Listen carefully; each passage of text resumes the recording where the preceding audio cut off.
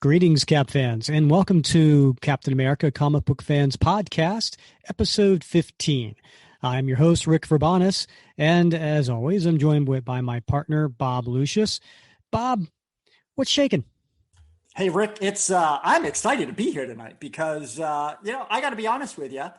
A lot of the books that kind of we're going to be touching on tonight, I haven't read in a long time or at all, because these came out at a time when I was shipping off in the military and was doing other things. And so these are all fresh to me. So this is exciting for me.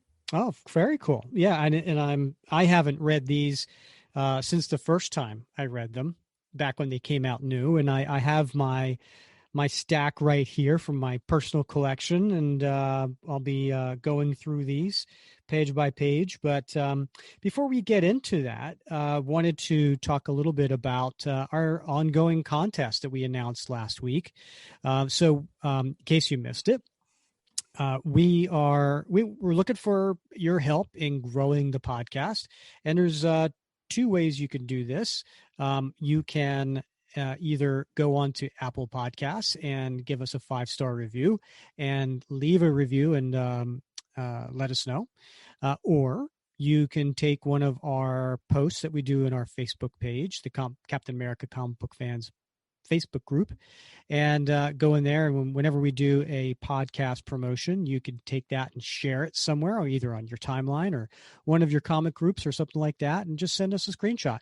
And if you do either one of those things, you will be eligible to win a couple of cool prizes. Now, the first prize, we'll say, and this all goes to the same person, so you're going to get this humongous graphic novel trade paperback, which is Sam Wilson, Captain America, The Complete Collection, Volume 1. Retails for $39.99, and it's huge. Plus, I don't know if it's cool or not, but you could be a guest on our show. So, you could be a guest, and you pick the topic. I mean, how cool is that? I mean, first of all, that trade paperback is just an awesome collection of story arcs. It is a good story, yeah. Yeah, I mean, it's fabulous, right? The art's great. It's a great story, and it's just a well put together pub. But to be a guest on the show and get to pick the topic, Rick, I mean, that's gold. Yeah, and I know there's a lot of members of our Facebook group that have some ideas on what they'd like to see us talk about. So we could certainly do that idea, or we could talk about you and your time as a Captain America fan and what brought you into it. As long as it's Captain America related, we'll do it. So that's the prize. That's the contest. And we appreciate your support with that. So Bob, let's talk about the mid-90s. Okay. So in the mid-90s, we have a few things going on. Bill Clinton's in the White House.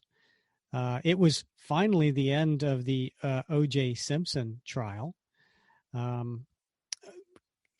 guy by the name of Michael Jordan, I don't know if you heard of him. He unretired and came back to the NBA. And then there were some serious movies hitting the big screen. So we have for Disney, it was a big year. They had Toy Story, the first one came out. This is 1995, by the way, and then Pocahontas. So those both came out in 1995. There was the number one film was Die Hard with a Vengeance. You remember that? Oh, fabulous! Yeah, that's good stuff right there. Yeah. And, I don't know, I know I do know you're a James Bond fan. Well, this, in 1995, we had GoldenEye, which was the very first, James Bond with who? Pierce Brosnan. That's right. Yeah. Here's a little side note on that. I'm going to take a side step here. Do you remember, the show Remington Steele with Pierce Brosnan? Yeah, of course. Yeah. That was a cool show. I really loved that show. So, he was great in that show. And, but the ratings weren't that great. They were going to cancel it. Now at this time, Roger Moore had, given up being James Bond, and they were looking for somebody to be the next James Bond. And this is in the 80s, of course. And Pierce Brosnan was up for the role, and everybody was excited about Pierce Brosnan because he would have been perfect, right? But at that time, because of all the buzz that he was getting, Remington Steele became more popular. So they said, you know what? We're going to renew it and not let you out of your contract. And so they gave the role to Timothy Dalton. Pierce Brosnan got screwed. But you know what? Hey, something like 10 years later, he got the role. Yeah. I mean, I still boggles my mind that Dalton got the role even after his Flash Gordon appearance. You know what? I got to tell you, that was a cool movie. It was a great movie. Yeah. I know. Yeah, and I like Timothy Dalton in that. Yeah, he was awesome. He had like that Errol Flynn kind of role, right? Oh, yeah. Yeah, that's a classic. I just bought a copy of that on Blu-ray, as a matter of fact, just because I wanted my son to watch it. And he doesn't quite appreciate it yet. But on Blu-ray, it sounds really awesome. And that Queen soundtrack? Yeah, it's a classic. Yeah. Well, you know what else happened in 1995? It was the end of a 10-year run by one Mark Gruenwald. And he left Captain America after writing for 10 years. And the last story that he had was with Captain America. The super soldier serum in him was slowly killing him, right? It was going to stop his heart. And so the last issue that he wrote, which was issue 443. And I think it was like 137 issues he had done. And that was the last issue. And in that last issue, he's told that, he has 24 hours to live. So he basically, comes to terms with this. And at the very end, he passes, and the armor that he's been wearing to sustain himself is left on his bed, but his body is missing, and that's how that story ended. Oh, you know what though? I mean, I don't know if you were going to mention this or not, but I got to call this out because when we did the Bloodstone hunt, we talked a lot about Batroc de Lippe, right? And whether he was a villain or not, and we talked about this in our top 10 villains, and whether he was a man of honor or not. And I love those closing scenes of issue 443 because it's Batroc and Captain America sitting down for some tea and just as two guys. And I love that writing. Yeah. Yeah. Because Steve was kind of lamenting that, how many of the people that he went against actually turned a new leaf, and went for, avoiding their perilous ways. And, Batroc had tried to convince Steve that, that he was one of those. So, so he is a gentlemanly cad, if you will, some respectable villain. Yes. But, a scoundrel. That's a good word. I like that. I think Cap described him as a scoundrel. Yes, that's a good word. But not necessarily as a villain. So my hat's off to Batroc. Yep. Leap. All right. So that was 243. And then, I'm sorry, 443. And then with 444, we have a new creative team for the first time in 10 years. And it's the writer, Mark Waid. Now, I'm a Mark Waid fan. I've enjoyed his work over the years for both Marvel and DC. And I was at the time very excited to see him to come on board because I knew he was a good writer. And then here's this new artist, I wasn't familiar with by the name of Ron Garney. And man, what a fresh take. What to me, something that was maybe missing on the book for quite some time. And, now, yes, it was 1995. There was a mid-90s art house, feel to it. But I don't know. It was very cool. In fact, I was lucky enough last year to get a commission from Ron Garney, and I had him recreate the cover to 450. There were two covers, but this was the homage to Clark Kent in the alleyway where he's pulling open his suit with the Captain America. So he recreated that for me. And I have that framed over here. So that was really, really excited because I'm a big Ron Garney fan. The inker on the book is Scott Koblish, and then it had a few different colorists on the book. The editor was Ralph Macchio, and but the executive editor, the editor in chief, was one Mark Gruenwald. So we're going to cover issues 445 through 448, which is the first 4-part story. But just to let you know what happened in 444, just to get everybody up to speed, Steve's not in that issue, which is why we're not covering it. And essentially, there were these terrorists who came get some hostages on the Jefferson Memorial and demanded to have Captain America show up. And of course, he wasn't there to show up. So the Avengers come. And during this issue, it's a nice looking back and reflecting on the life and career of Captain America, because at this point he's presumed dead. So here we are. We are at issue 445, and the name of this issue is Old Soldiers Never Die. Is that true, Bob? Well, I don't know about that, but we get wrinkly and things start to hurt a lot. We were watching, my son and I we watched Infinity War and Endgame today. And every time, Hawkeye got up after getting the crap beat out of him underground, with the Chitauri toward the end, mm-hmm. he groaned and everything. And I turned to my son and I said, that's what I sound like every morning. So. All right. So here we are in the opening page to issue 445. And there's a bunch of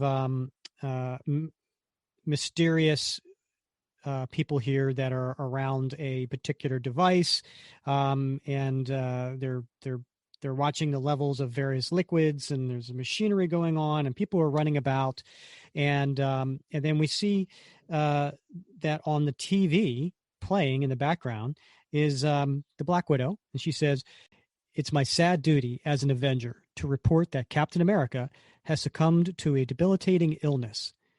These words were spoken by the Black Widow 1 month ago. With a trembling voice, she reported that Captain America was missing, presumed dead. Now, as of today, the search for his body has been temporarily abandoned so that our nation may pay tribute to his spirit. Here in Arlington National Cemetery, tens of thousands have turned out to pay their respects to the Star-Spangled Legend, who, at the president's insistence, has been honored with a statesman funeral, largely ceremonial. And we see there's Bill Clinton and a few of the Avengers as pallbearers carrying a casket. Since the champion so revered has yet to be found, 5-star General Ulysses R. Chapman hushed the crowd with this solemn statement. "I know no words that can express the grief and loss we as a people feel at this moment.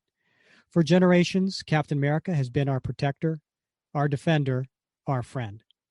I can honestly say that as I look to a future without him, I'm a little bit afraid for each and every one of us. He was the best and the brightest, the symbol of a nation." And as he's speaking, Garney has these different images going off, right? So there's the casket being lowered into the ground. There's the device I talked about on the first page that has the liquid going and the gauges moving. But we also see a red glove, and it appears to be in some sort of ice, and it's moving. And then we turn to the next page, which is a double page widespread splash, and there's Captain America bursting out of the ice. And at that point, the general's words say, "The greatest hero the country has ever known." And so the name of this 4-part story is Operation Rebirth. And chapter 1 is Old Soldiers Never Die. So he wakes up. He's gasping. He says, ice? I was on ice?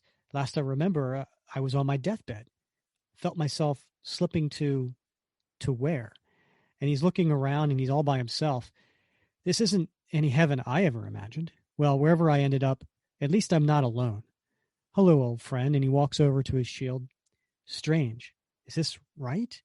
I know my shield like I know my own hand, but it seems to have a new heft to it. Forget it. Worry about it later. Right now I should. And then we hear a voice that's coming in from like an intercom or something. Step along, Captain. We haven't time for you to linger over a striped hunk of metal. If this is heaven, if that is indeed the voice of God, then she sounds pretty ticked off. Have a nice visit with the tunnel of light as you fell through death's door, did you? You seem to be muttering quite a few names. Which loved ones greeted you from the other side, Captain? Your mother, perhaps? Did she forgive you for not being at her side when she passed on? And there's a picture of Steve's mother up on the screen, and he's like, how did you... And then there's a picture of Bucky on the infamous plane while Cap's falling off of it. And the voice says, Bucky, certainly. You had a lovely view of his death. You abandoned him atop an exploding buzz bomb before the war was even over. I'm not surprised. After all, isn't that the level of commitment you've always given your partners? And Steve reacts, no, I tried to save. And then there's a picture of a young Sharon Carter. Remember Sharon Carter, secret agent, love of your life? That little fluff brain worshipped you, depended on you. And Cap says, I loved her. I saw her die. And the voice says, on videotape. How romantic. How poignant. So Cap keeps walking, and he finally turns a corner, and the person's still speaking. I'm sure she felt the bond. And Cap says, how dare you talk to me like that? What could you possibly know about? And then he turns a corner, and it's Sharon Carter. What? I know. And quite frankly, in a very 90s hairstyle. Yeah, she's looking, well, I know you're going to make fun of me, Rick, but she's looking pretty good in whatever she's got on there. I don't know what that is, but a little skid tight outfit there. Yeah, that's black spandex back when black spandex was good. Mm-hmm. Yeah, and she's rocking that hairstyle. It kind of looks like a little Mike Deodato Jr. Look to it. And he says, Sharon, and there's a look of shock on his face, but then it's a look of just joy. And he comes rushing up to her, grabs her shoulders. I don't believe it. It's really you? You're alive after all these years? I thought, but now, and oh man, Sharon's look on her face, God forbid any woman ever looks at you this way. She's pissed, and she's like, hands off. He's like, Sharon? Oh, sure. You remember me now. Would you like to know where you are? Yes. Too bad. I can't tell you. But here's what you should be aware of. You owe your life not to me, but to a third party. A certain someone ported me and a med crew into Avengers Mansion just moments before your death. We stripped you of your armor and put you on ice in order to get you back here to the lab. Despite our rudimentary cryogenics, the expired super soldier serum in your blood was still killing you fast. Under those circumstances, we had to go with radical with your treatment. Steve asks, how radical? Radical. In layman's terms, marrow transplants, coupled with a full and total fluid transfusion. Blood and marrow work? Sharon, the serum was bonded to my blood. If you flushed my system completely out, how much of me is still a super soldier? Good question. And she hits a switch on the wall and the door opens up. Let's find out. And all of a sudden, these 8 guys, also wearing a full body spandex, come out with these very 90s looking eye garb. And they're all holding batons, and they come rushing at Cap. And he says, 8 against 1? How fair a test is that for them? And he throws the shield, But Bob, it just drops at their feet. And at the same time, Cap's surprised and Sharon is surprised. And they both say, what the? And Cap's thinking to himself, that throw should have carved off 5 heads. I was wrong. The shield's not heavy. It's the same as it ever was. But what about me? And these guys are all piling on top of him. What's the matter, Stripesy? Too much for you? No. Can take you all. Yeah? Could have fooled me. And he's really struggling here. So Sharon finally says, all right, that's enough. Let him go. And Cap's like, never felt so weak. Should have beaten them easily. What have you done to me? Oh, get over it. We have work to do. Get over it? Are you insane? Don't you understand? Normal blood equals normal man. I'm not. Yeah, and a timetable equals a timetable, okay? We're scheduled to rendezvous with your benefactor. He planned on waiting for you to waken before moving into action, but the clock we're up against has already begun to tick. He's surveying the scene and expecting you, panty waist or not. And won't he be surprised at that development? Cap all of a sudden is like, I'm not going anywhere. And you tell me who this benefactor is. Wrong again. How about I mention that the fate of the free world is at stake? Would that get you moving? Duh. I don't still know about this. He who hesitates is toast. I don't care what kind of moral seesaw you're riding. The mission is all that counts. Free world, huh? Yep. Now follow me and try not to get yourself killed. And so they go through this this kind of dimensional portal to zap them somewhere else. And I think, Bob, maybe we should just take a pause here, right? So when was the last time we saw Sharon Carter? Well, it's been, I want to say, since 1979, right? So it's been like 16 years since we saw her in the comic books. And she was supposed to have died in issue 233. And then, of course, it was off panel, and we weren't really sure. But then, like 4 issues later, there was a recording of it, and he saw on video that Sharon died. And so apparently that's not the case. I mean, I guess. I mean, I don't know if she an LMD. Is she, somebody from Arnim Zola? Like, I mean, it could be. Is this a trap? Is this really her? I don't know, but whatever it is, it's a bold narrative move. Mm-hmm. Indeed. So they get through this portal, and they show up. It's nighttime, and they're outside this abandoned warehouse. And what's up with these abandoned warehouses, right? Isn't it, same thing happened with the Deathlock clone, right? Late at night. Yeah, there's a lot of abandoned warehouses out there in the countryside, Rick. I don't know if you knew that. Oh, no. Oh, thanks for that. So he says, okay, where are we now? And she says, 70 miles west of Green Bay, enemy compound. We've got to break into this dump quickly, quietly, and fast. And your mystery man, due to turn up any minute. It's just the 3 of us on this mission, and for good reason. Now, these enemy soldiers show up, and Sharon immediately starts diving into them, and she's kicking them and so on. And she says, you dead back there? He says, I'm fine. Thanks for asking. And so she goes, well, then hold them while I see what they're packing. Custom brand 411 stock Stark Enterprises barrel, vibranium alloy casing, ultrasonic cannon. And so she uses it, and it takes out like a whole group of them. Cap's like, didn't realize you're up on that ordnance. Survival technique. Now grab one of these now. It'll serve us better than what you've got. A shield with a bright target painted on it is a hot zone liability. And Cap says, you don't say. And he does one of his patented flick of the wrist, shield, and it goes and it hits 3 guys. Boom, boom, boom. But doesn't come back exactly to him, and he can't grab it. And he thinks to himself, 0 for 2 on the return. Great. But something's new this time. A snap in the elbow, a tingle in the muscles, an old familiar feeling. So he goes and he dives toward the guys, and he beats them up, and it's a good one. It's the same rush I felt the day I first got the super soldier serum, as if it's taking effect again, even slowly. So it's still in my blood after all, which can only mean one thing.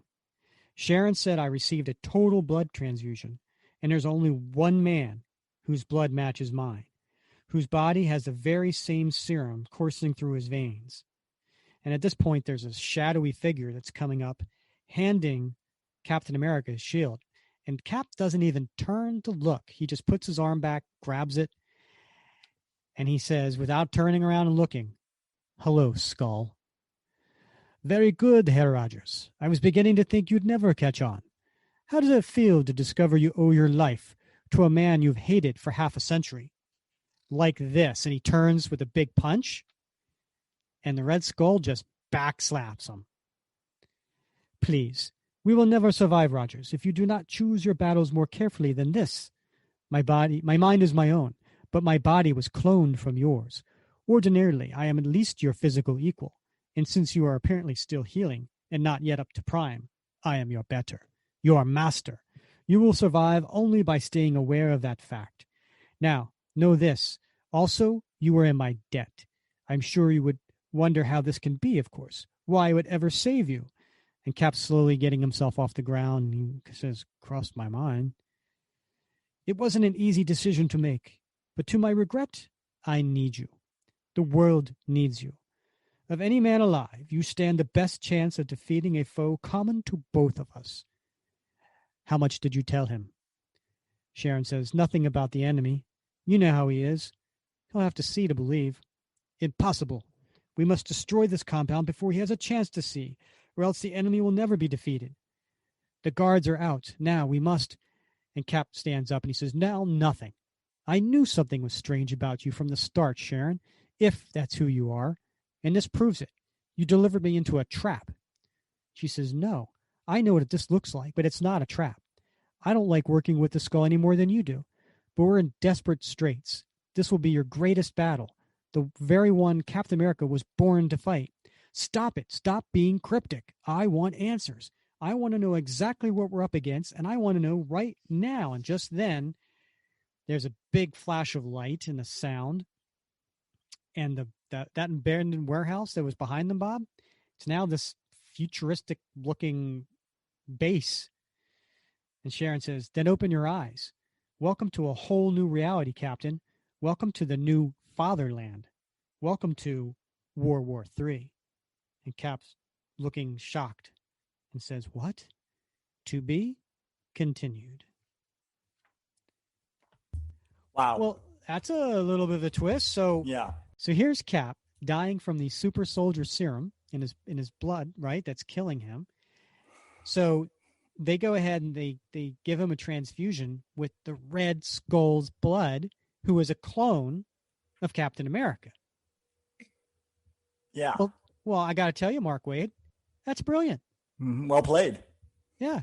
Because not only does that fix the problem that Mark Gruenwald created, and by the way, I want to say that I mean that in all respect, right? Because I thought Mark Waid did a really nice job by not jumping into the story right here. Like, he took an issue with issue 444 to pay respect to the story that came before him, right? He wanted to just be like, look, I know Gruenwald wrote this story about Cap dying from his, blood, and he wanted to respect that and show what would the Avengers be like, what would America be like without Captain America. So I think he did a nice, respectful job to that. But this is a smart twist, because not only does it fix the problem, but it creates a new one. Yeah. And can you imagine like getting to the end of like this issue and asking yourself, what the hell kind of threat is this that the Red Skull wants to team up with Steve Rogers to deal with it? I don't know. It's got to be pretty big. All right. So this next issue, which is issue 446, we have a face of the Red Skull looming in the background. We have Captain America jumping with his shield in hand. And behind him is Sharon Carter in her black outfit that Bob likes so much, and holding the pistol. Pretty cool cover. Very 90s looking, but very cool. Now, we get to the splash page. Oh, and I want to say, as far as the creative team on this, right? Because we have a different inker this time. We have Dennis Rodier, I want to say it's pronounced. And so it may have a different look to it because there is a different inker on here. So when we look, oh, by the way, in case anybody was curious about the Red Skull being a clone of Captain America, and be like, hey, I didn't know that. When did that happen? Well, that happened during the Mark Gruenwald days. And I want to say 350, I think that was revealed, maybe. The big issue where it was, revealed that Red Skull was behind everything. And, that, of course, everybody looks at that cover and they see the Captain versus John Walker, right? And, but in the background is like you can't really tell us you're really looking for it, is the Red Skull's face. And so I think he came back, and I think that's when it was revealed that he came back from the dead because Arnim Zola cloned Steve Rogers' body from some blood that he had. And then whenever the Red Skull dies, he zaps the Red Skull's, essence into the clone. So I think that's where that came from, in case anybody was curious. All right, so here we are on a splash page, and it is Captain America running. He's got the shield strapped to his back, and in the front, though, is the Red Skull. And, I feel bad, Bob. I left out something in the last issue when I mentioned the Red Skull showed up. If anybody was listening to a previous episode, they would have said, oh, was he wearing his green bathrobe? What did you call it? His evening coat or something? Yeah, it was an oversight on your part, I think. Yes. No. Red Skull is I guess he's teamed up with Sharon's tailor, because he's wearing this all black form fitting, and he's looking pretty good. He's looking fit, right? Well, because then he's got Steve Rogers' clone body, so he's looking good. So he's leading the three of them. He's running faster because again, Steve's still trying to get his strength back. But I got to stop here again. I know, a little side note. Does this look familiar to you at all? That figure of Captain America, Bob? I got to tell you, Rick, no, it doesn't. What do you got for me? Bob. Maybe it's just I'm distracted by Sharon. I don't know. Could be. She's got that flowing blonde hair there. Yeah. Okay. Well, if you were to go to our Facebook page, the Captain America Comic Book Fans Facebook group, and you would look at the image that I put on the very top, that I spent hours creating, by the way, and it's all the different logo corner boxes of the different Captain Americas over the years, you will see this figure is one of the corner boxes. And basically in volume 3, when Mark Waid and Ron Garney come back to, after the Heroes Reborn, this was the corner box logo. So they lifted this from here and made it the corner box logo. Yep, there it is. I'm looking at it right now, Rick. You're right. Yeah. I saw this. I was like, that looks familiar. And you know what? You know what it was that tipped me off? It was the shield on his back. Because if you look at all the other corner boxes, right? Captain America's shield is in his hand. Yeah. Right? That's right. And this is the only one that I'm aware of that has it on his back. And I go back to our second episode of this podcast when we were talking with Joe Simon's grandson, Jesse Simon. Do you remember what he said about the shield? What Joe always said about the shield? I don't. It did. He said something about always showing it facing outboard. Exactly. He said, look, show the shield, show the front of the shield whenever you have him in the shield. And I know for a fact, talking to different artists over the years, the shield's not easy to draw with those, making it very cylindrical, the stripes on the shield. Some of them get out, little, what do they call those, compasses. Some people get out other tools to draw. So it's a pain in the butt. So I could see where people use the back of the, the inside of the shield, because it's, quite frankly, it's easier. But I always thought that was strange because here was the corner box logo, and the shield is so recognizable, and they picked a Captain America with it on his back. All right, get to the story, Rick. I know. Seconds ago, this was a spit and balding wire military compound. A mysterious flash of light turned it into something far more threatening. Now, Captain America, Sharon Carter, and the Red Skull run side by side through a super tech fortress, racing against time to contain an evil great enough to change the world. So Sharon says, I never dreamed they could do this much this soon. This proves it, Skull. We're running way behind the clock. Not necessarily. As is the AIM Island affair, this encampment is but a localized test for them. And the cube, this way. The cosmic cube? Whispers, please. We are now in the heart of the beast. I know you are suspicious of my motives, Rogers. I would expect no less of you. But I am not the enemy. Not today, and not ever, if we cannot exterminate the new World Reich. And so what you see here is a bunch of hands over top of the cube. And this is the cube cult, right? And it's the cube cult with a K in the cube and a K in the cult. So Bob, you do you know anything about the cube cult? Do you wanna... Yeah, the cube cult is, it has a cult following, some would say, Rick. And, it goes back to supervillain team up. And especially the last issue of that series, issue number 17. And I think they're going to recap it here in a page or so. But that was a great storyline that pitted the hate monger against the Red Skull for control of the cosmic cube. And that's where we're at. So here they are, and there's a picture of Adolf Hitler in the background. And everybody's kind of dressed in, and it looks like a Nazi type of gear. And all hail the leader of tomorrow. The gates of heaven cannot cage him. The shroud of death cannot hold him. We empower his divine resurrection.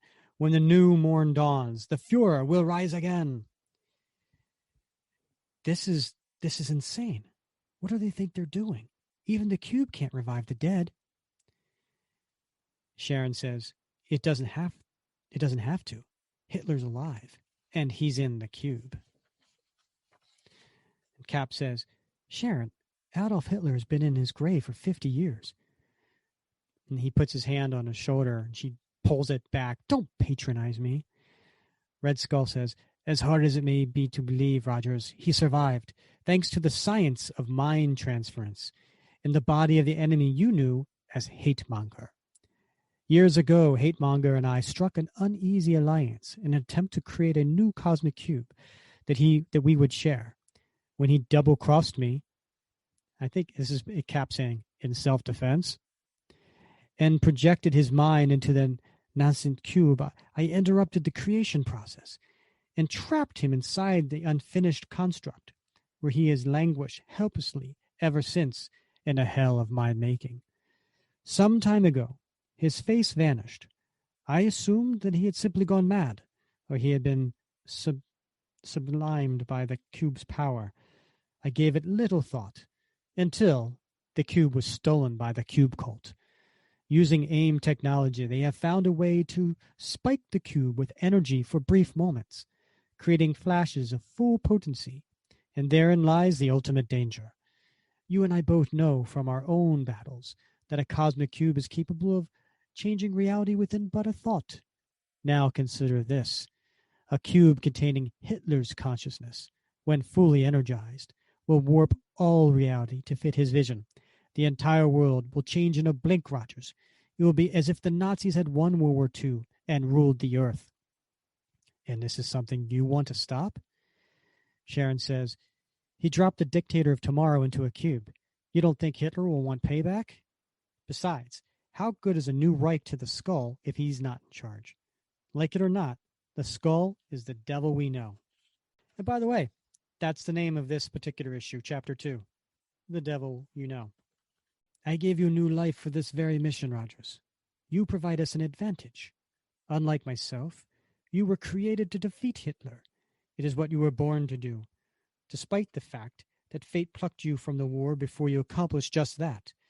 You must work with me, Rogers. My blood pumps through your veins. You are in my debt. Cap's like, I don't believe this. Sharon asks, which part? All of it. Hitler, hate monger, mind transference? Nevertheless, if the Cubists are that dangerous, if an enemy faction has its hand on a cosmic cube, I can save the doubts for later. Let's go. And he jumps in, head first. A nice double-page splash. I'd say probably a 80% splash page with some smaller panels underneath, but it's really cool. And they're like, Captain America, stop him, stop him. And they pile on, and Red Skull helps him out. And as they're fighting, he sees that the Red Skull is going for the cube. And so a cat can't change its stripes, Rick. No way. And so he throws his shield and hits the cube. Says, so much for teamwork. Why can't you ever surprise me? Sharon, grab the cube. And as soon as she goes to grab it, it's clear I've got it in my, one of the Cubists, Cube Cult, takes their rifle and hits her in the head with the blunt end and knocks her out. Move out. The plane awaits. Let's go. We can make it. And they throw a grenade at Cap and Red Skull who are following, and it knocks them down, and they're like, get up, we cannot let them get away. But it's too late. They've already gotten in the plane and taken off. We blew it. Maybe next time you can cure your cube lust until after our opponents are laid low, if there is a next time. Interesting advice, but do not forget who is in charge of this mission. Perhaps you can equally resist the urge to charge in like an overeager Boy Scout, particularly as one unable to yet pull his own weight in battle. I'll be up to snuff soon, Skull, and when I am... Smack! That's it, tell me more. Smack! You were one of us. And you see Sharon hitting one of the cube cultists. She says, perhaps you know me as Fraulein Rogers. I was undercover, you slug. You were duped. But thanks for the info. She turns to Cap. I know where they're off to. There's a government project upstate. It's heavy into alternative energy research. Perfect for spiking the cube. Place is so secret, it's been off the book for years. I've heard of it.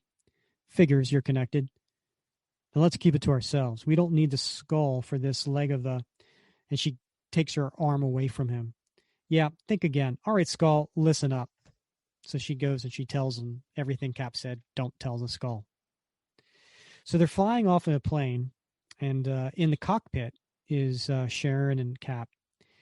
And he says, Fraulein Rogers, you perverted my name? I take my shots where I can. How's it feel to be fighting alongside the skull? Exhausting. I'm not stupid. I know all he wants is a cube, and that he's pushing all my buttons to get my help. It's everything I can do to keep one eye on the objective and the other eye on him. Cry me a river. The mission's all that counts.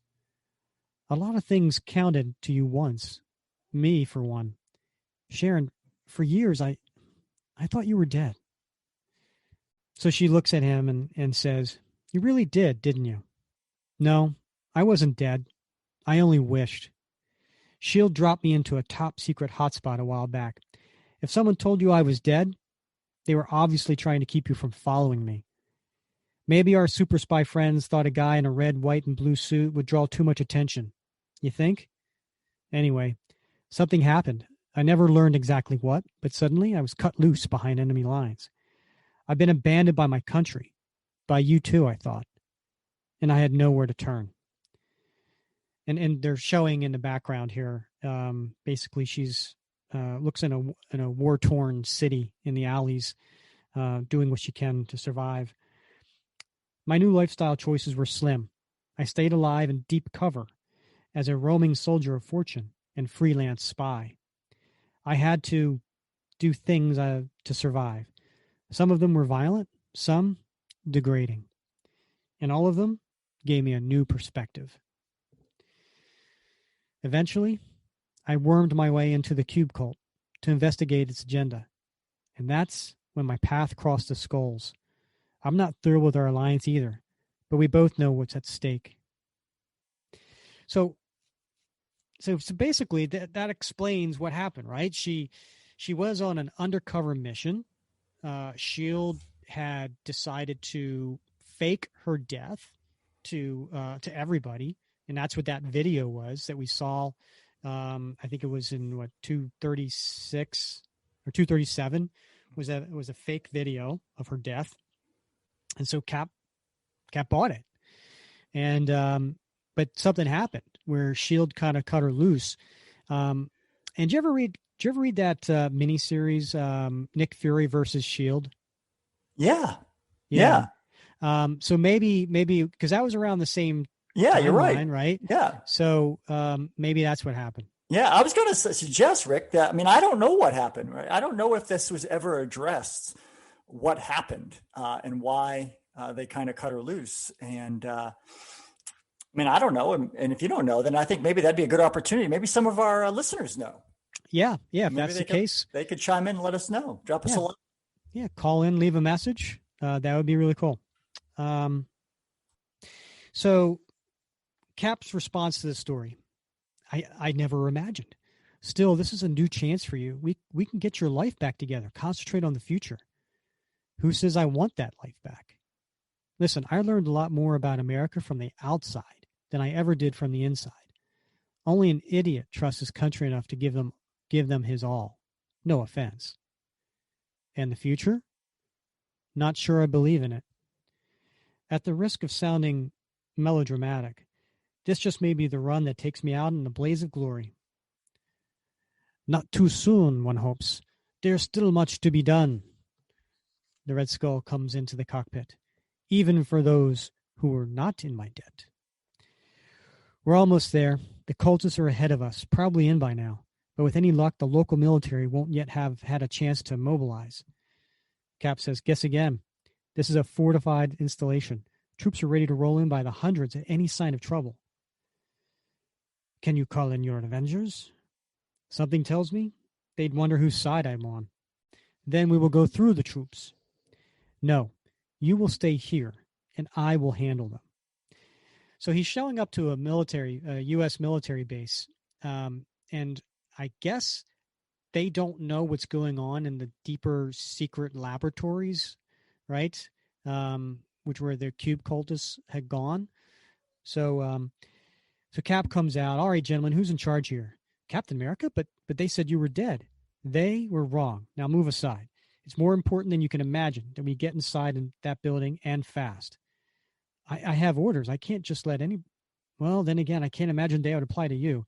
Let me radio the general, and then the Red Skull gets a little hasty here. He comes out and he starts firing at them.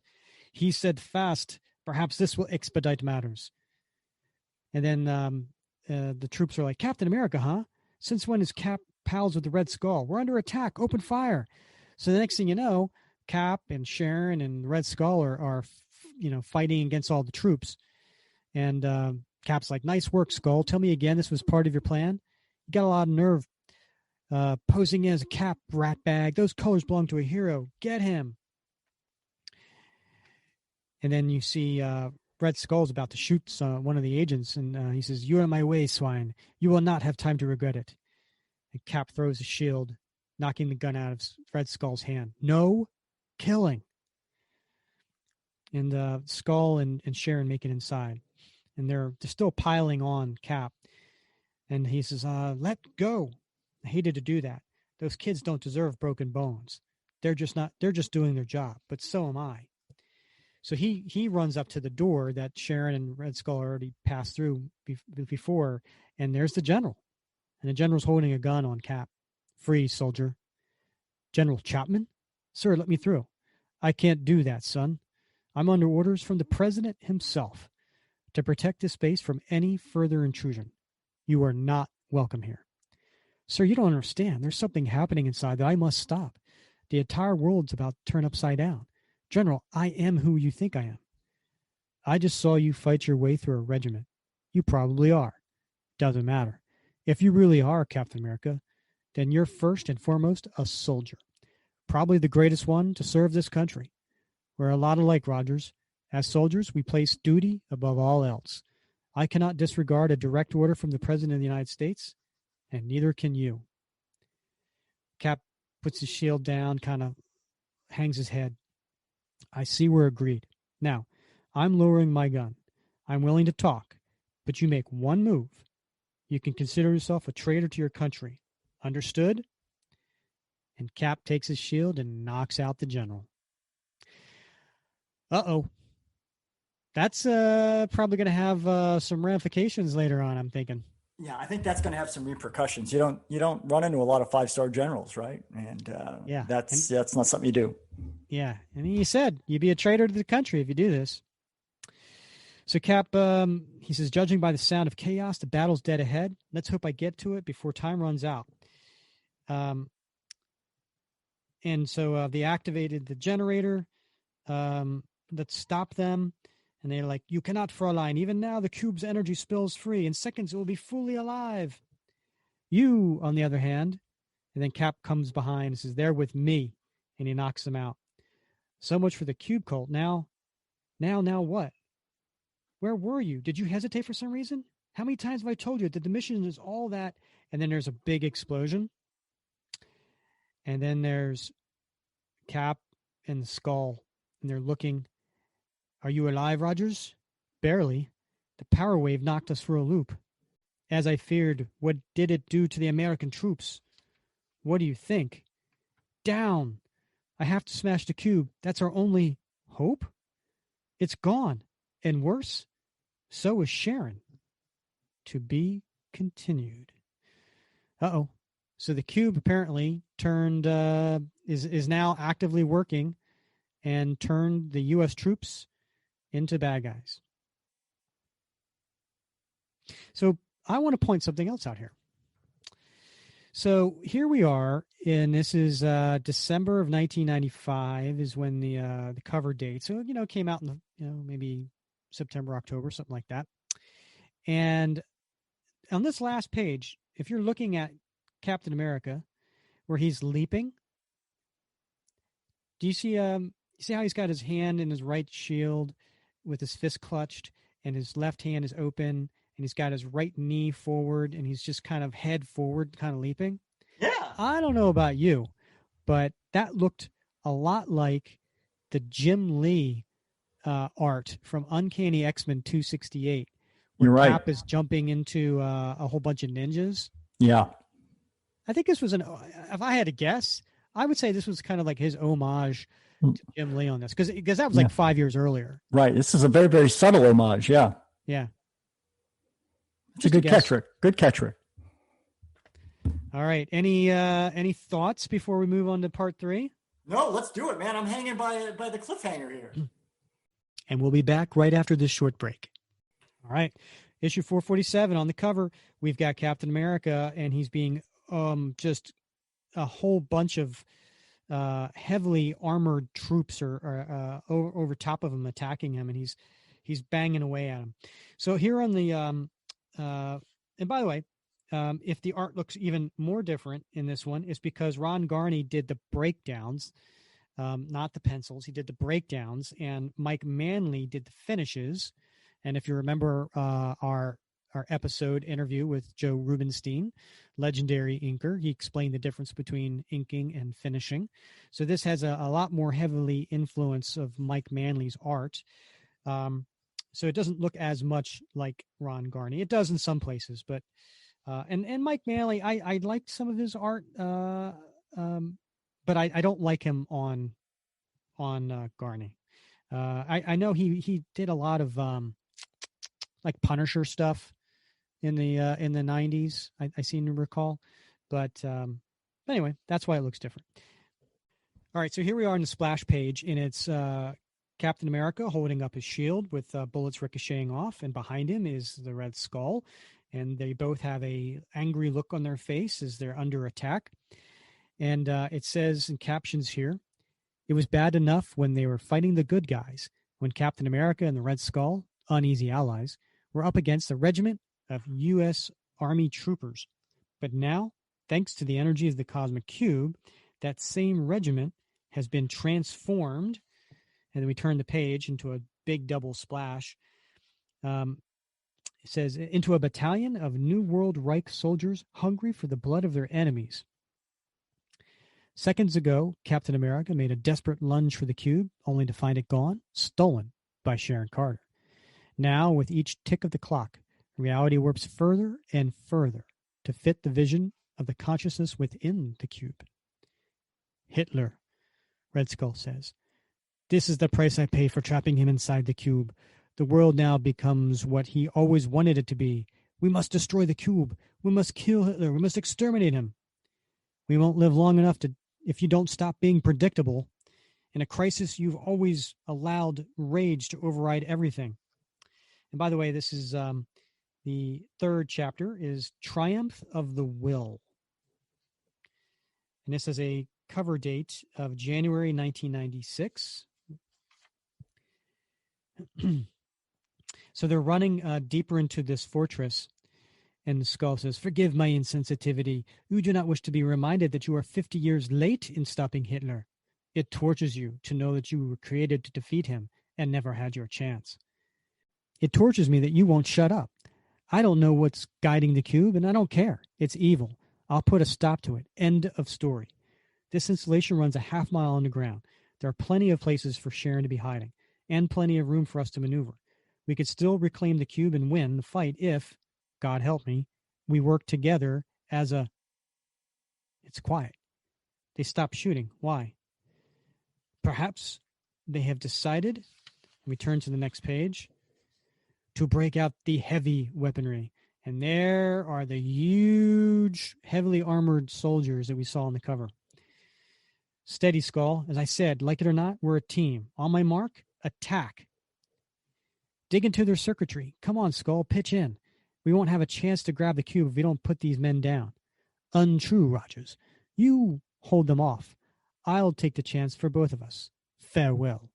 Skull, you lousy Skull. So Skull's running off and leaving Cap behind. So he's running, and as he's running, he gets this golden whip from behind, and it's going around his throat. Not so fast, Herr Skull. And it's basically these soldiers. Did you really think you could escape the vengeance of the New World Reich? You were easy to follow. The stench of a traitor is unmistakable. Once upon a time, you were a symbol of all that was noble and strong in the empire of the fatherland. And they start beating up on him. Today, you are a treasonous joke. Do you hear me?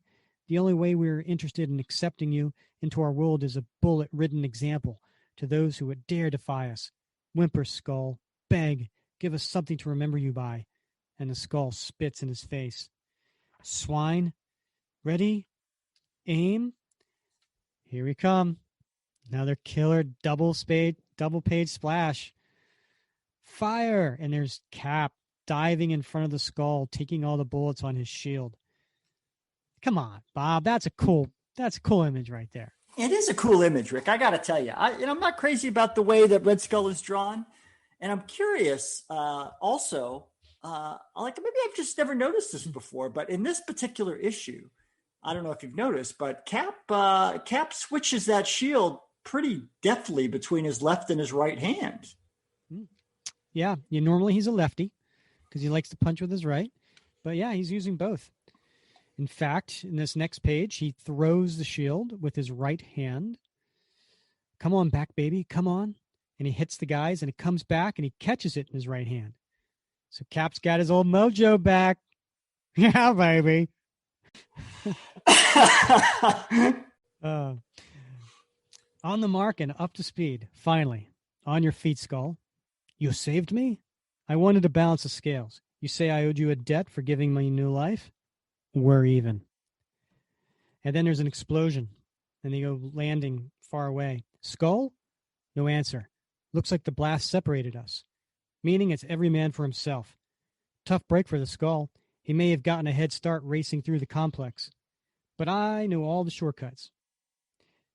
How does he know all the shortcuts? Well, because he's familiar with that installation, Rick. Remember, he mentioned that to Sharon, that he knew the deal with that place. Oh, that's convenient. I have a hard time finding my way around the house, but he's got a pretty good memory. So he's been to a lot of places. Yeah, that's true. It's true. So he lands. The soldiers aren't far behind. They may be forced to take the long way, but I can hear mortars right and left. They're demolishing everything in their path, rocking this place to its foundation. And he comes across Sharon. And it's very much like what we might see in the movie The First Avenger, where there's the skull on one end and Steve on the other end of a bridge, right? And stuff is going off around. Yeah, it's a catwalk. Yeah. And she's wearing her cat suit, right, Bob? Rawr. So she's holding the cube, and she's like, "Get back, Sharon!" And then all of a sudden, the catwalk falls, and he's like, "Sharon!" But they both grab on hold. Now she's above him, and he's below, and he's crawling up to her. She's like, "Listen to the explosions. The soldiers grow more and more powerful with each passing moment. With every pulse of the cube, their spirit sweeps across the country. Any second now, the essence in the cube will rewrite all reality. I can change that. Sharon, what are you? Listen to me. Only way to nullify the cube's Nazi influence is to override it with my own. My dreams, my values. Reality changes to suit me, not the Reich." And the guys are getting closer, and they're hanging on for dear life. "No, that's not the answer. Sharon, for God's sake, I know how deep we're standing.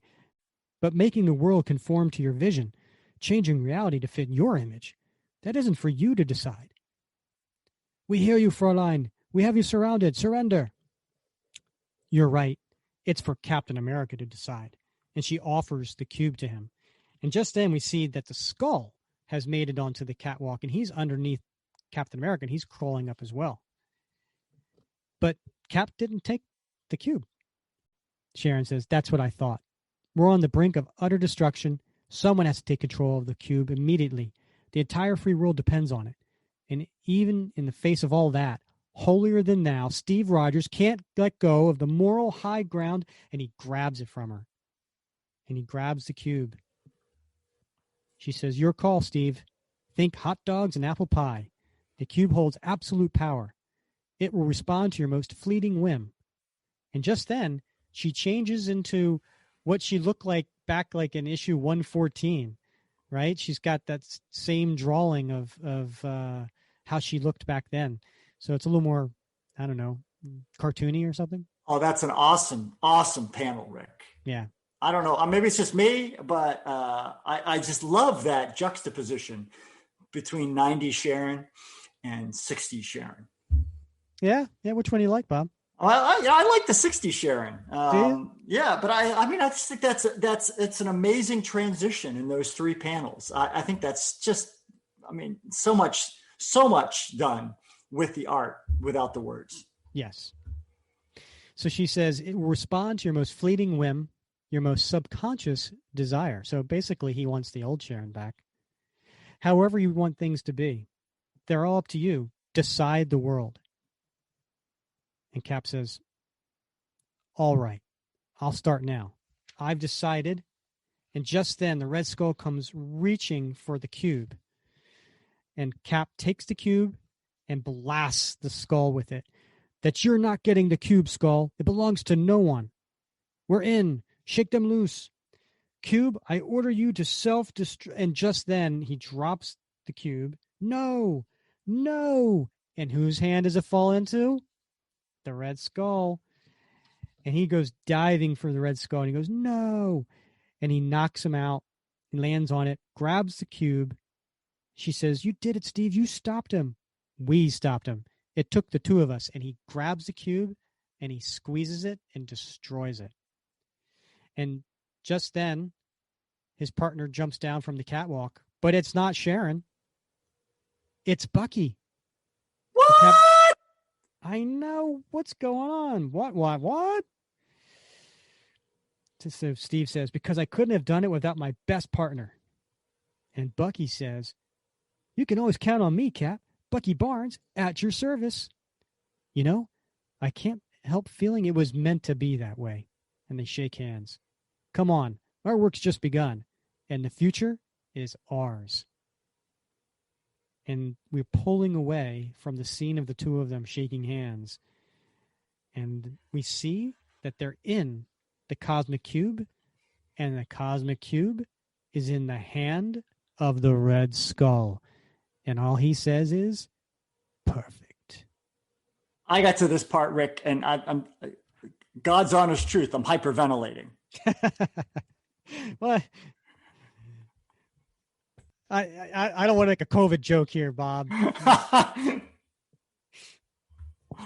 I'm striking that. I'm taking that out. This blows me away. This, I didn't see that coming. No. So, okay. So now what? At what point did Cap go into the cube? Right? Was it when did Sharon have it all this time? I don't know. So on this next issue, which is a special double-sized issue, it's issue 448, and I'm holding my original copy from 1996 in my hand here. And on the cover is a Captain America who is on his knees, and he's hooked up to all these wires, and his face, half of his face looks like it's turning into a Red Skull. No, I don't think those are wires, Rick. Those are puppet strings. Could be. Yeah. He's a puppet. Yes, could be. All right, so this one is Operation Rebirth Conclusion. And again, Mark Waid, Ron Garney. Dennis Roddier is the penciler. Inker. John Kaliz is the colorist, and Ralph Macchio and Mark Grunwald. So we turn to this, and I'm kind of skip around on some of this, but essentially, it's we're back to Steve Rogers, pre Super Soldier Serum, and he's on the table. He's strapped in. Dr. Erskine is there. He's injecting him, and turns Steve into Captain America. And so we have a success. And just then, the German spy goes to shoot Erskine, and but Steve breaks off, and he saves Erskine. He doesn't die. Oh, something's changed here. Yeah, something's amiss. Yes. And Erskine says, "You saved my life, Steve. That was amazing." "You bet it was. But next time, what say you and I work together? Sound good?" And it's Bucky. Bucky shows up, and he's in costume. "Count on it, partner. Side by side with Bucky Barnes, there's no place I'd rather be." And maybe the name of this story is called American Dream. And here we are. This is all happening inside the cube, and the Skull's holding it, and he says, "How utterly perfect. My ultimate plan, Rogers. You walked right into it, almost literally, the moment I made you an unwitting prisoner of the cosmic cube. You are far from alone within its 6 walls. Now that the cube cult has unleashed its limitless power, the mad genie stirs restlessly inside the bottle. The mind of Hitler, held captive inside, yearns to take charge of the cube and change the world, in the one I have no hope of ever ruling." Sharon says, "Now I see, Skull. You pulled Rogers in so he could overthrow the force of the cube on your terms. Hitler was the foe Captain America was first forged to defeat, Agent Carter. Why else would I ally myself with my greatest enemy? You tell me. I've read the files. Hitler created you. Do you want Cap to face him because he's right for the job, or because you don't have the guts to do it?" And Red Skull just knocks her down. "Lies!" And the cube cult shows up. "There they are. Surrender the cube, Skull." "I think not. Not when I can." And he goes to use the cube to shoot them. "It has no power. Why?" Sharon says, "Figure it out elsewhere. Against my better judgment, I'm keeping you alive until this situation resolves. This way." And they go into an armory. "Of course, the addition of a second strong consciousness has created a deadlock within the cube. Its power is frozen until Rogers does his work. I commanded the cube to place Rogers in a fantasy past drawn directly from his own subconscious. Once there, I could be certain he will be driven to find Hitler. And the instant Hitler is eliminated, Roger's remaining will shall crumble. I will control the cube. End the world. So we go inside the cube, and what's happening? Cap is fighting Nazis, and Bucky's at his side. Where is he? It took the Allies 6 long years, you ratsy, but we finally got Germany on the ropes. These are the final days. So where is he? Where's Hitler hiding out? And the enemy's like, he's at. And Bucky yells, "What's wrong, partner? Not getting enough exercise? Our job's done. Take a break." And just then he looks down in his hands where he was holding the Nazi, and he's, what? He's not there. What happened? Come on, Steve. Huh? How about this? Hello, New York. You know this neighborhood? Know it. This is the block I grew up on, Buck. Just the way I remember it. There's the market, and that's the school, Jacob's house, and Joe, and God, it's good to be home. And then there's somebody from the press, and they're on their cell phone. Hello, Daily Bugle. Get me rewrite. This is hot. Captain America bounces brown shirts. Replate page 1. Bucky says, "Wow, Cap, get a gander. What kind of fancy walkie-talkie is that?" I don't know. And then coming up from behind, Steve, is that you? Ma? And he goes and he grabs his mother. "I don't believe it. Come here. It's been so long. I've missed you so bad. Oh, Ma, you mean so much to me. I love you with all my heart. You know that, don't you?" "I know, son. I always knew." And Rick, this is weird, man, because like the walkie-talkie looks like a 1990s cell phone, right? One of those old flip phones, those big ones. Right. And his mom, I thought his mom had already passed. What's going on? Well, the Skull explained that he's giving Rogers the ability to, change reality within the cube to everything he's always wanted. So he's got his old partner back. He's back in his hometown. His mom's alive. Hey, listen, if we could go back and rewrite history, I think I'd do a lot of the same here. So they're in the armory, and the Red Skull and Agent 13 here are trying to hold off the enemy coming in. And so the Red Skull finds some nitroglycerin and puts it on the door. When the enemy comes through, they blow up and catch on fire. So they're using different tricks to kind of get out. But the whole time, Skull has the cube in his hand. And they get to another place. He says, "We're safe inside this inner room. With this armory ablaze, the soldiers have no choice but to retreat, if only for a while long enough." And then we cut back to the cube, and there's a TV. And the reporter says, "With President Roosevelt reporting further victories in the European theater, he predicts that the autumn of 1945, just weeks away, will bring an end to the attention to the Yankee swine of New York City. Prepare yourselves for a Nazi invasion, the likes of which will reduce America to ash. Even now, we carry the Fuhrer's voice far and wide." So they've got these hostages, right? So essentially, Cap and Bucky go and rescue the hostages. And Cap keeps asking, "Where is he? Where's the Fuhrer? Tell me." And one of the guys says, "They're in a bunker in Berlin. He's safe there. Not for long." And they go running after this particular Nazi, and Bucky's ahead of him. And he's, "Careful up here, Bucky. It's a long fall down." And next thing you know, they're supposed to be on top of the Empire State Building, but then there's this huge air vessel of some sort with a hanging rope ladder, and Bucky gets on it, and Cap starts chasing him, and where'd the spy go? He said, "But wait, Bucky, we have to find Hitler." And Bucky keeps trying to, I think, stop him from finding Hitler for whatever reason. He says, "Forget Hitler, Cap. We need to see what's happening up here. I don't know about this, Buck. And then the next page, all of a sudden, just like if you're in a dream, right? Something different all of a sudden changes and it makes sense to you. But here's Bucky tied to a plane already, and there's Zemo over top of him. And Zemo, indeed, welcome to my final triumph, Captain. Cap, help me. Zemo's got me strapped to this blasted buzz bomb.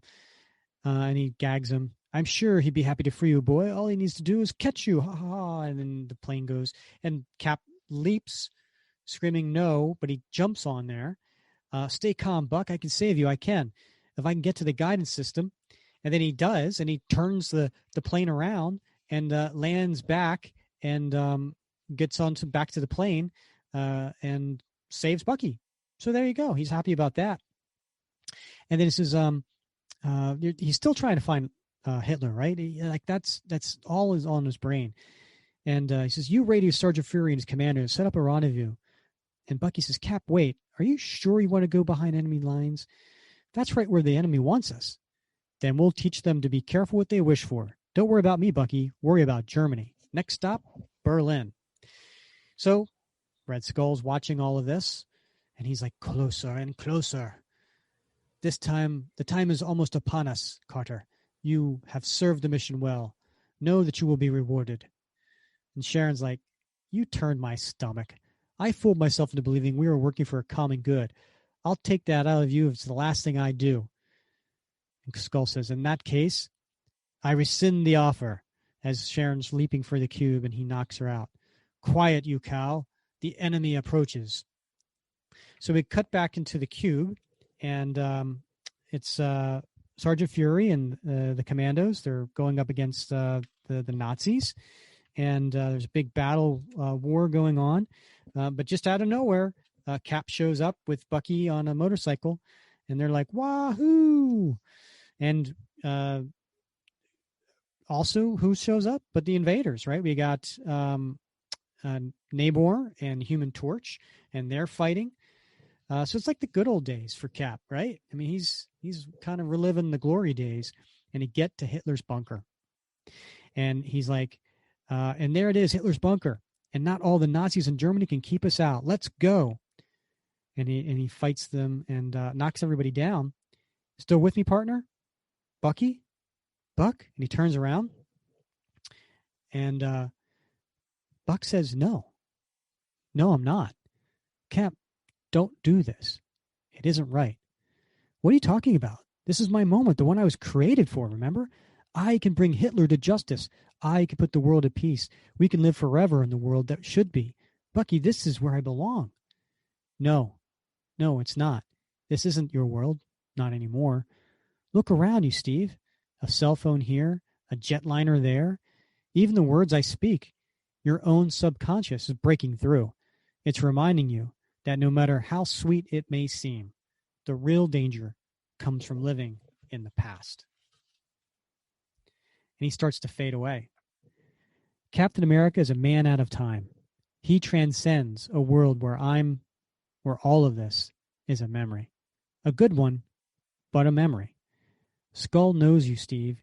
He knew how you could be tempted to put right things that went wrong. But Erskine died, Cap. So did I. And the big mission? Hitler? It's a trap. It's been from the start. That's what I've been trying to tell you all along. Think about what you know must be the truth, whether or not it's really Hitler behind that door.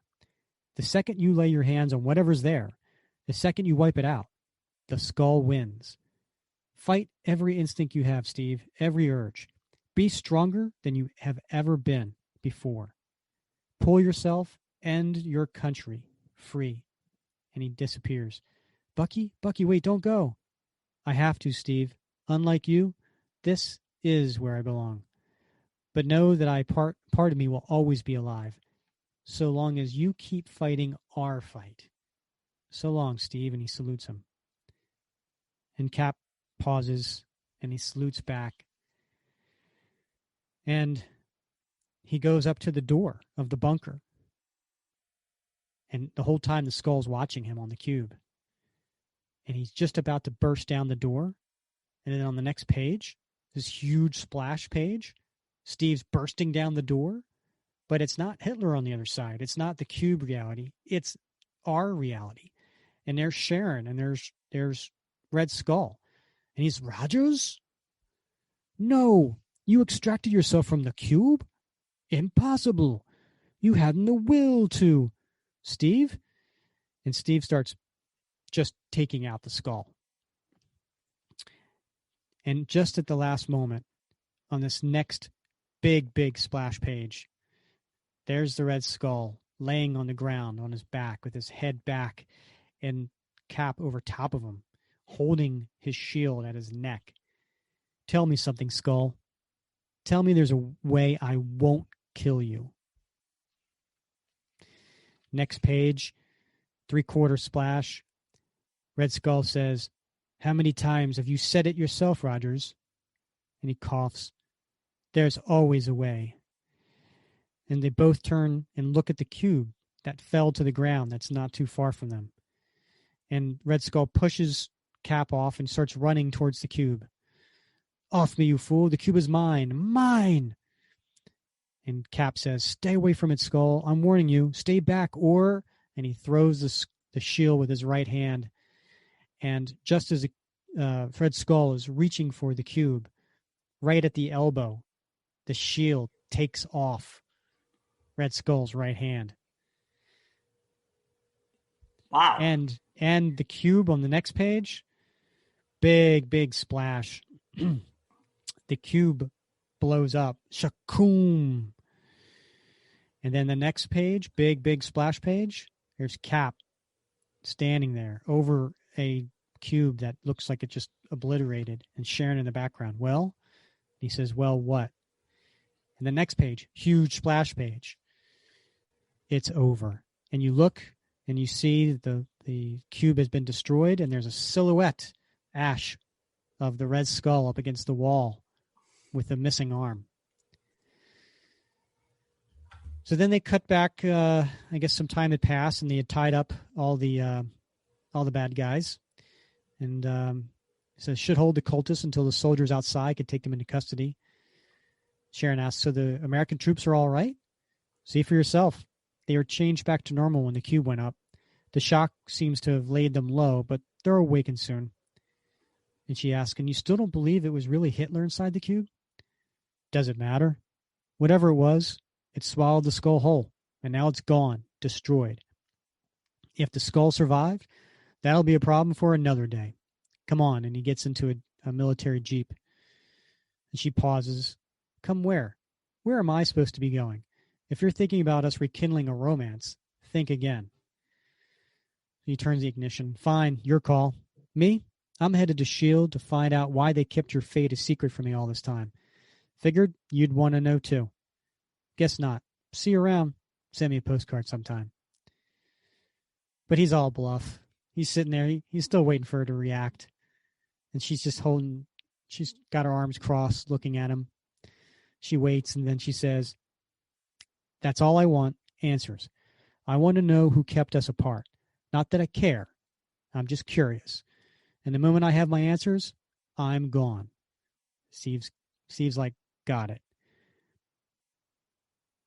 So he asks, by the way, that move you got, that kick turn thing, you want to show that to me later? She's like, I don't know. I'll think about it. He's like, well, that's a start. The end. Or is it? It never is. It never is, Rick. But that's a cool story. I liked it on so many levels. Right? I liked it because of the thing we talked about in the beginning, right, where he paid respect to Mark Gruenwald's end of his run. He had a nice twist on saving Captain America. Nice twist with having the villain be the Red Skull and having to team up with him. A great retcon. Is this a retcon? I don't know. Of bringing back Sharon. I mean, everybody else thought she was dead too, since 1979, right? When Roger McKenzie wrote that story, I don't think he meant it as the way it turned out. I think he meant it as killing her off. So bringing her. Yeah, and she's played a huge role since. Mm-hmm. Oh yeah, Yeah, I mean, having Sharon back, I think, is huge. Certainly, he had his love interests over the time, right? He had Bernie Rosenthal, was a great love interest. Really enjoyed those stories. Then we got into Rachel, Diamondback. Those were real fun stories, a nice twist too. But to me, Sharon's the one, and Yeah. Sharon's back, and this was a great story to bring her back. I think it was believable. I think it creates a nice tension, right? It wasn't like Mark Waid was like, "Oh, you're back. Oh, I'm back. Great. And we're going to rekindle and everything's." No, I mean, she's pissed, and Yeah. makes for a nice tension. Yeah, and I think another wonderful aspect of Wade's writing here was when Steve is in the cube. Some of the sort of anomalies that are sort of thrown out to the reader to sort of drive home the point that this is his subconscious sort of, creating this reality. And, one of the funniest things, I mean, you get the jetliner, of course, and his mom being alive, and of course the walkie-talkie that looks like a 90s cell phone. But, there's that one scene where, they're running up the stairwell toward the roof of that building. And the guy's humming the song, right? He's singing the song. And I don't know if you knew what that song was. Yeah, when I read that, I didn't place it. You didn't? No. Yeah. It's the theme song to Friends, which ran from 1994 to 2004. It was? Yeah. I didn't catch that. Yeah. So, nice little sort of, nods to the readers that, of course, at that time, they would have caught it much more readily than, decades hence where we're looking back, unless you're watching those reruns. But, if anybody who was alive at that time knew that song. Yeah. How did it go, Bob? Can you sing it for us? Yeah, I'd love to. Your job's a joke. You're broke. Your love life's DOA. Right? No, it was kind of a more of a William Shatner kind of speakeasy. No, I mean, like, sing it. Come on, let's hear it. Yeah. Rick, I'm recovering from the COVID here, man. I mean, my singing voice ain't what it used to be. Oh, all right. I'll take a rain check then. Yeah, so great story. I know a lot of people liked the Waid Garney run, and it obviously they liked it so much that they brought it back. Well, they brought back Waid and Garney, for Volume 3, which was I think everybody was kind of excited at. And Garney didn't stay on for very long, but Waid did, and it was a great duo. And they keep bringing Waid back. Like, they brought Waid back for that when they renumbered during the Legacy, I think around 695, right? There's that story there. You can't go wrong with the Mark Waid Captain America story. He knows the character. And I got to tell you, Rick, there's two things. We talked a little bit before we started tonight's podcast. And first thing I want to say is your Red Skull sort of voice is getting better with every podcast. Number one. Thank you. First of all, I'm not trying my hardest. I just don't want every character to sound the same. Yeah. So I have a little inflection there, but I'm not really trying because I don't want to I don't know. I think that'd be too corny. It'd be scary though if you tried, right? I'm telling you, because it really works for me. But the second thing is, I told you before that, I didn't read these books when they first came out because I was shipping off in the military and I just didn't have access to them, and so I didn't get back to them later. And there's something like there's something about '90s art that I find very difficult to sort of get into, even with Waid's writing. But revisiting this arc tonight, it made me see it in a completely different way, and I appreciate it much more than I did before. So yeah, I mean, there's all those really nice double page splashes and full page splashes. I mean, Garney, he's a good storyteller too, right? I mean, he does things from a good angle. He does a good job there. So I've always been a fan of his. He just has to find the right inker, I think. All right. Anything else on this before we wrap up this story? No, I mean, I think we've covered this one pretty good, and we don't want to give anything away for future podcast arcs that may tail end on this. Well, it's funny. I think this was the only story we've done in the 90s so far. But you know what? Hey, you know what else happened later in this year of late 1996? There was a one shot that was done between Marvel and DC. It was it was an Elseworlds book, which, if you're not familiar, for DC, Elseworlds is kind of like an imaginary tale, taking a character, putting it into a different situation. And this particular one was done by John Byrne, where he wrote and did all of the art. And so it was a labor of love for him. And it was none other than the Batman and Captain America story. Yeah, this is a fan favorite, man. It's a super fun book. Yeah, and thanks for suggesting it, Bob. I think it's going to be a lot of fun going through this one because it's just a fun tale, right? I haven't read this in for so long, but man, is Byrne just a master storyteller. And I know the 80s he was at his peak, but here in 1996, 97, when he was putting this together, it's just top notch. Yeah, and there's just a lot of narrative tools, tricks of the trade that he uses here to really spice up this tale that I think readers love, and it's going to be a lot of fun to talk about. Yeah, we'll do that next episode. So in the meantime, if you want to reach out to us, like I said, you can always drop us a voicemail by going to our podcast homepage, which you can find in the show notes, or you can go onto the Captain America Comic Book Fans Facebook page and leave us a message there too. But just as a reminder, please review and please subscribe. We love and appreciate your help in growing the podcast.